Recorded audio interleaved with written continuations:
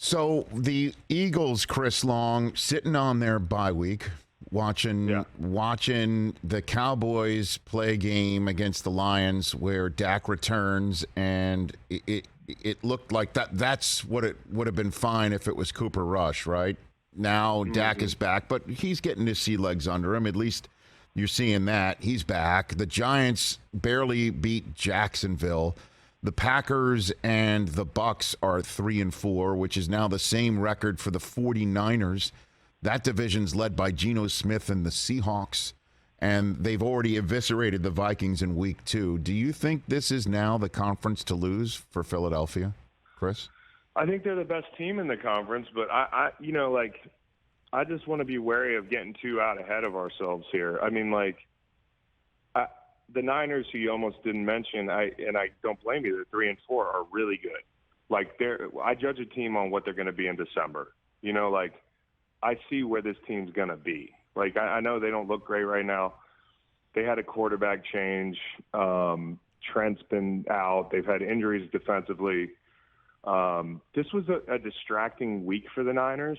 I know it's all positive. They're good distractions. You're getting Nick Bosa back. You're getting this guy back, getting Trent Williams back. You're getting Christian McCaffrey 12 hours after the trade, walks out on the field for practice. There's a buzz, right? But people aren't thinking about their opponent as much. And I'm not saying they weren't focused. I've just been on NFL teams where there's a lot going on. And even if it's good sometimes, the buzz in the building can be a little distracting. And, they had a chance to put that game away. Not away, because the game's never put away with Patrick. But Jimmy doesn't throw that pick before the half, which is a big if.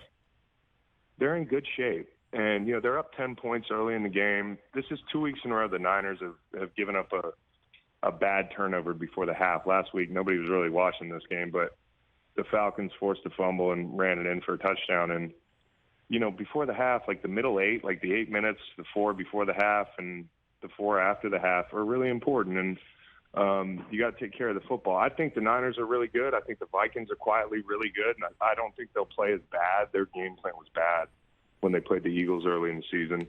And the Cowboys, man, you got to give them their props. Not only for being this good, but the way they've kind of orchestrated overcoming everything they have. The receivers start the season, James Washington, you bring him in, he's hurt. You got to bring a returner in from one of these arena leagues. You've got Cooper leaving. A whole host of stuff going on that's distracting outside, and then you lose Dak. The defense plays well enough not only to keep them in games, but to win games. I thought they'd be out of it by the time Dak got back. They're not, and they pick a perfect landing spot for Dak because Detroit was the perfect game for Dak to come back in and, as you said, get his sea legs under him. He made good throws. They pushed the ball downfield more than they have all year, and so it's what you want to see. And I just want to shout out Micah Parsons, man. Every week it's something different. Mm-hmm. And Sam Williams had the big game, but Micah running down, I forget who it was, at the pylon. They're up 10-6. Detroit's going to go in and score, and that building's going to get kind of uneasy. Parsons runs the guy down. He runs by, I think I counted him, 6 of his teammates to knock this guy out of bounds. And the very next play, Jamal Williams fumbles. So not only their best player, but leads by example. And I think, I couldn't give him a higher compliment. I mean, that's a huge play. And right now they got guys playing like leaders. Catch the Rich Eisen Show every single day on the Roku channel, 12 to 3 Eastern, for free.